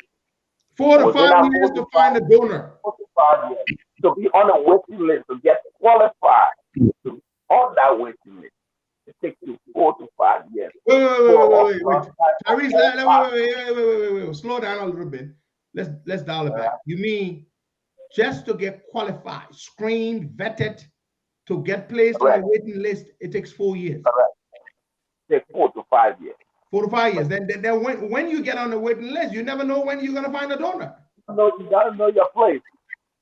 Once you get on the waiting list, there are still requirements that you have to meet. And those requirements are taking your dialysis section very serious, attending all your dialysis sections, stay away from the food that they ask you not to eat, keeping your diet balanced, observing your fluid intake, because if you get drowned just within your own space, within your own fluid, that's why we dialysis patients are not allowed to drink a lot of fluid like you guys. People say, oh, your kidney still, you need to drink more water. No, you need to drink more water now before it fills. Because when it fills, you can't drink more water. Absolutely, you cannot process that water in your body. Because your kidneys are not working. It's not working. That's why people die. Before people get swollen up. Before people eyes color change. Before people cannot walk. Maybe like even a barrel. So they give you a very strict protocol that you have to live by. Your life changed. The entire life changed. There is nothing you can do. You know, so today I walk around with this thing in my arm, and everywhere I go, people asking me, what happened to your arm? What happened to your arm? It's just what you have to live by. So we have two kinds. We have the graft, and we have the AV student. So the graft will come somewhere around your wrist. So wait. When you held your arm up just down for the second time, because the first time I didn't really take notice, I only saw a scar. I see something that looks like a tube in your arm. Yeah, so what happened? I had this tube in my arm. I've been carrying it for the past 8 years. So I had this tube in my arm. What it do is that it goes into your middle artery, try to put a tube inside because they have to access the blood from your body. So every time you go for your dialysis session, they connect the tube to the machine. Collect 2 needles into that, and it goes into a tube. And then it takes your blood into that machine and process it. And I tell you, that when you come from that dialysis stage, you are no use to yourself. No use absolutely. Oh my God. Yeah, you are no use. Now, Tyrese, we need to talk about this because there are lots of people I know who had kidney problems. I've raised money in the past for a lot of people to go to Ghana, India, and other places for dialysis sessions, and many of them died. Really. Yeah. One of them I remember very well is a guy called Aliyah Kamara. I never met Aliyah in person. Never did. I heard it on your show. Yes. Yes. Aliyah Kamara. We raised money for him. He went to Ghana. He did some dialysis, but he ended up dying. It was very sad, very, very sad story because, of course, he could not continue to afford to pay for the treatment. And so he died, the dialysis session. But let's get to the part where they found your donor. Yeah, so for the past 8 years, I've been there and been asking. And that's one of the reasons I'm coming up here to enlighten our people. And I like mine, because people concept about being a donor to people at times create a certain fear to them that you see a relative dying, you see a friend dying, and they just can't help. In my situation, I have people who came up to me and say, hey, brother, I see you. I go to places, I share my story. The people here, oh, brother, I want to help you. Can I come for them to check me? At Costa, you're not believing. All hope will be high, everything the person will talk. But it's time to say, let's go to the hospital. It's a whole different story. Other people not talking to them. Not telling you, go in there, they will tell you, they will say your kidney, when they say your kidney, this will happen, that will happen, and the other end will change. 3 different times. I had 3 different friends that I thought was coming true for me. At the final analysis, they turned me down. So I want to say to our people, if you are a donor, it's because It's because somebody a donor. That's why I'm living today. So in America, I see people want to go. The one of you got to ask them, you want to be a donor? I see people, dressing back, and people have all these interpretations, all these things to say. I just want to say openly here, it is not a big deal. You can give life to somebody. I am a living witness yesterday. I'm not carrying no African man kidney in me. I'm not carrying no my sister, my brother, my cousin, or who I'm used to. No. Let's leave the whole, religious thing. We are all one. We cut our skills the same thing. So after 8 years, when the heat of the corona, Costa, you won't believe it. When the heat of the corona, 2020, was when I was just, because I do music. So I went to a friend's party and was just playing there, messing around, taking pictures. And I had a telephone call into me. Can you imagine, Costa, after waiting over 8 years, you been suffering. I can't work in America. I live by enough. So people, I couldn't even pay my rent. I ended up in shelter. You would imagine, Costa. Our own people, my own friends, because you know your friends when you have situations. Only the church was there for me. And one or two friends that were saying, like my friend that introduced me to you. He said, these men told me to get guitar in Pastor Sigmund's church when I used to play in Philadelphia. Pastor Sigmund know my story. People in that church would see me. They would see how I suffer, but they're not there to help. But, that's life. That's life. We all counted all joy today. So just sitting on a party and I was cool. Is this Tyrese? I'm like, yes. Oh, congratulations for your kidney. Imagine that, Costa. After 8 years, 8 years of waiting. 8 years of waiting. And somebody just call you on the phone. The guy, all the callers will just call you randomly and say something to you. And the guy say, congratulations for your kidney. And you come at the human hospital right now, come prepare, get a picture and come over. We need you now. Wow. God answer your prayers. It has to be God, Costa, because I tell you, man, it has to be God. I'm not special. I play music. I play gospel music full time. I play all around the U.S. I go to places and play. But you won't believe it. I waited all these years. And I called you. So the call came first, Costa. I ain't know the call. The second time, after 10 minutes, I said, no. Let me call the transplant center and find out, because this person just got pregnant like this. And when I called the transplant center, to my utmost surprise, and they just said, are you Tyrese? I'm like, so we are waiting for you. Where are you? I just received a call. Somebody told me they phone me on kidney, Costa. Because God has time for everything. I was number 9 on the list. Number 9 on the list. I was in the 9th place. Because after they told me I was accepted on the kidney list, I was doing my own background investigation. So when I talked to my doctor personally, I was always concerned. And he told me, hey, man, you said you're a good spot. Just keep your finger crossed. And you say you're kind of number 9. But just keep it down, keep praying. Because I'll just keep praying. Honestly, I'll tell you. God answer my prayer. That was that place. July 10th, I went there 2020. I wanted to have a kidney. So when the doctor told me, he started propping me up and everything. Before when the surgery was asking to me, he said, there is something about you. I'm like, what? He said, you do not believe it. I tested the kidney. 9 persons before you. The first person, no way.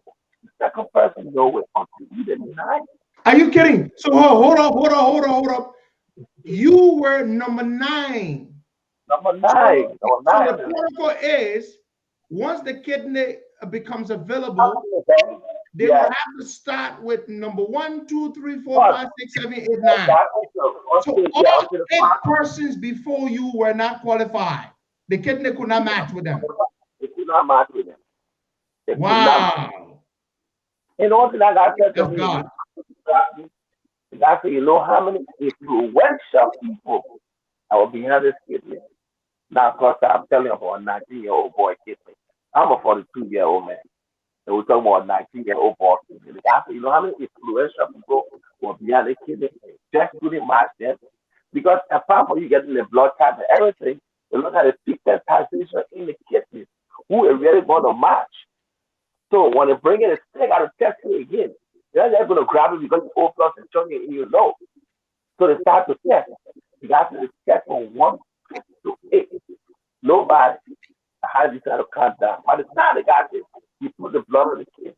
He said the kid that was sick. And then from the day I did that study, God being God, and I thank God for that opportunity that I can have that second chance to live today. For almost 11 years, I have not gone back home to Nigeria. 11 years, I was here in this condition. My mother You died. can't go to Liberia because you're on dialysis, and there's no dialysis facility in the country. I go there, I would die. My mother died in my absence. I could not go to bury my mother. I called the embassy and said, we cannot tell you anything because you go at your own rate. You would die. I try to go to Ghana. Ghana's dialysis is so expensive. I can't even stay in Ghana for a week because it's expensive. You know, so God has blessed me, and I just want to share my testimony with people. You know, and I just want to make the word. I want to make us like you to know. Amen. The illness of kidney failure is coming up here like you. A lot of cases are coming up now, and there is nothing we can do. I know my friend father who took my friend father to Ghana. He stayed there for 3 days for treatment. They couldn't afford. He came outside right now, and they watch him die. In Liberia, you may have heard, Tyrese, they recently set up a dialysis facility named the Ellen Johnson Study Dialysis Center. But yes, I don't trust it because it's run by Liberians. Look, dialysis is a sensitive issue. You know that. It's a very complex and sensitive issue. So and I'm told they charge $90 per session. Correct. That is too expensive. Apart from the $90, there are other requirements that you need to bring in first for your treatment. I'm told that they tell the people to go across the street, across the road to buy gloves. You gotta go and buy all those things, gloves, because in dialysis you throw a lot of blood. So they'll change gloves every time they test you, they have to change that glove. Or else yeah. So right now I got a program coming up here now. Next month, September 26th, whereas I'll be gearing up to go to Liberia in December. And this program is coming up in my church here in Worcester, Massachusetts, my church, Christ Mission Ministry. And I'm trying to, in collaboration with my church, to see how best we can raise the funds or help to go back home and at least help those ones that we see that really need well for the treatment. Because Costa, it's one thing for somebody to keep the failure, and it's another thing for them to be available for the treatment. So we know the people have the money, but at least they have to survive. You can see in that person that they really want to survive. You know, like me, the National Care Foundation helped me in America. Costa, I think for one of my treatments. You know how much for one of my treatments in America? One section is $1,993.25. Let's just round it up to $2,000. If you didn't have insurance, I mean, insurance pays for you, right? You get insurance, forget it. You don't have insurance, you'll die. But you know one thing about the Americans, they will never let you die. Once your kidney failure patient in this country, they give you first priority. They give you depending on my state, they give me my health and they give me a Medicaid. So all my dialysis are also funded by the National Kidney Foundation through the state of Massachusetts. Wow. And, hey, America, man. If you're in Liberia, Natari, you're dead. Oh, I've been dead for a long time. I'm doing well. Since my transplant, I've had no major occurrence. I have no major issue. I'm just on my medication. I'm taking my medication and keeping myself up because remember, it's a foreign object in my body. In your body with this 19-year-old boy's kidney. I feel like an old car with a new engine. I'll tell you, my brother. I like that. Old car with a new engine. Beautiful. Folks, we have this gentleman here with an incredible story, Tyrese Snare Harris, and he's sharing his story with us. Tyrese will be launching an organization. Tyrese, the whole idea you came on this morning is not just to talk about your very incredible story, but you're trying to launch an organization to try to help, to try to do something to help our folks back home who have kidney trouble. Tell us about that. Well, being a young man, I was diagnosed with kidney failure. I noticed from BSA, and I know what I went through, and it breaks my heart to know, especially with the young people that we are getting affected so bad now. Like one thing I experienced in my dialysis, like the first day it took me to go for dialysis when I came from the hospital, Costa, you won't believe it. I walk in a dialysis room, I was the youngest, I'm telling you. Everybody down there was above 70 to 80. I was the only 35 years old man in that room. With kidney trouble. I know, with kidney trouble. And I'm like, God, what's going on with me? So, I'm trying to launch this organization to be able to help out, to be able to educate our people. Mostly we have to do awareness. Something like that. The truth of the matter, we don't have a transplant unit. Common dialysis to even go for it. So I think more awareness in teaching young people how to take care of themselves. What are the most easier way they can cut down with kidney failure is important. We overlook diabetes. Diabetes is one of the major ways you get kidney failure. 1. 2, high blood pressure. Silent killer. If you throw your kidney up within no time, that's what happened to me. I'm not alcoholic. People think it's only because you drink. Those are contributions too. I think young people use the alcohol excessively. You can't drink, you can't take it fine. But you take it a bit higher. One day everybody's getting yellow and getting coffee. They should be wondering why people your kidneys are dying in your body. So I want to be able to come out home, have an awareness, help our young people to come around. Whatever means that we are to draw into to teach them about how to take care of themselves. Or else, you'll find most of the young people dying because we have violence in that country that they can't afford. True. People that's the truth of the matter. I talked to this guy, Dr. Abba, who is in charge, and he sent me the information. I have them here. I'm going to be doing a fundraiser to be able to go back in September. But I'll also be having a live musical concert, thanking God for my life. And within that concert, I'll also have a couple of workshops to help young people to tell my story so that they can learn from it to be able to take care of themselves. Okay. And that we can prevent it. More people will get the kidney failure onto our country can be to that level. Because the truth of the matter is that national country and some people, especially when you start with end-stage renal failure, the first time, I'm telling you, you need treatment immediately.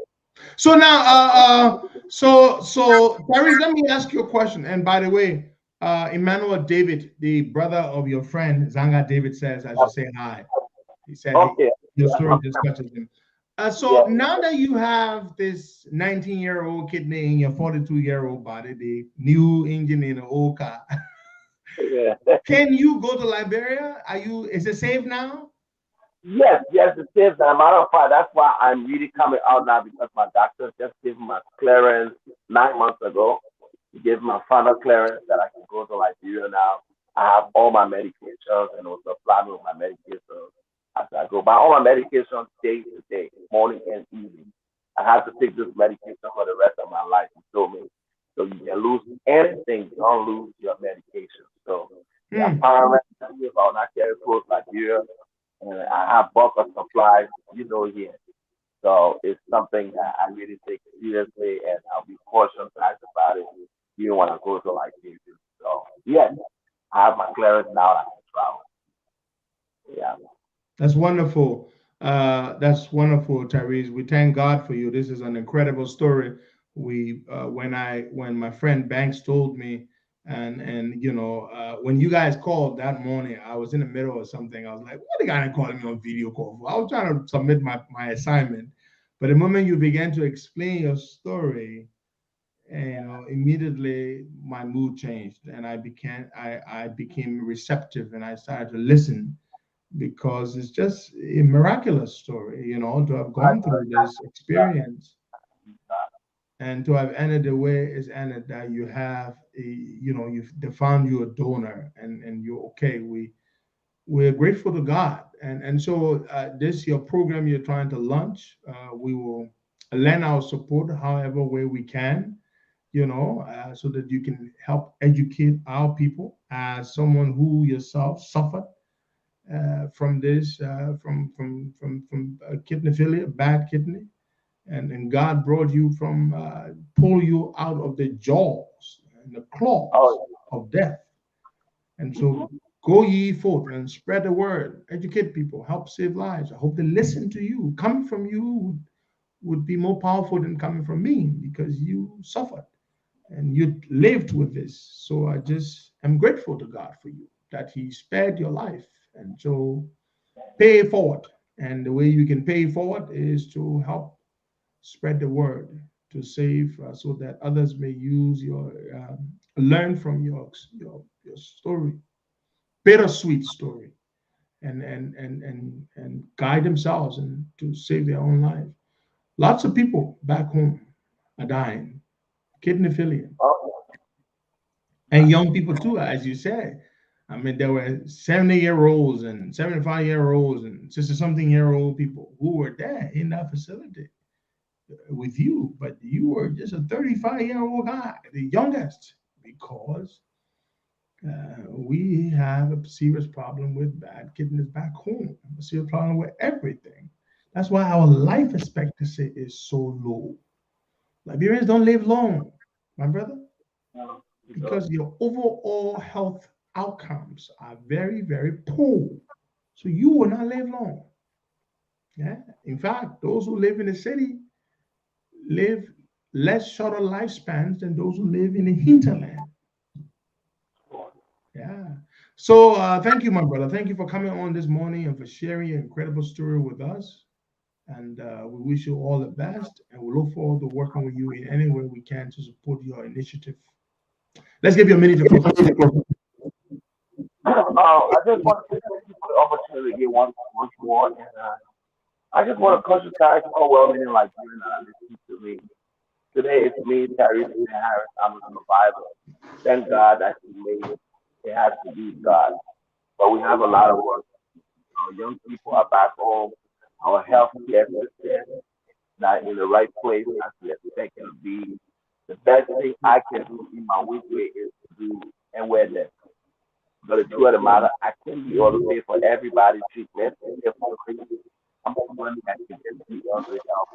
So many dialysis is very expensive. So my own thing that the Lord has laid on my mind to go back home and at least launch a very big awareness. Go in the community, go down in the slum to our people, because that is people when they have these situations, somebody's going to help them. I just want to do what you told me.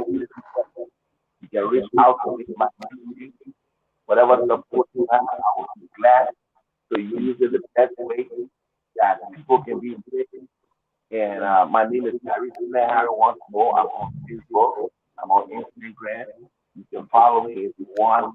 If you have an idea, we can get that idea from you, so we can work together to at least eradicate some levels that our people will know how to take care of themselves.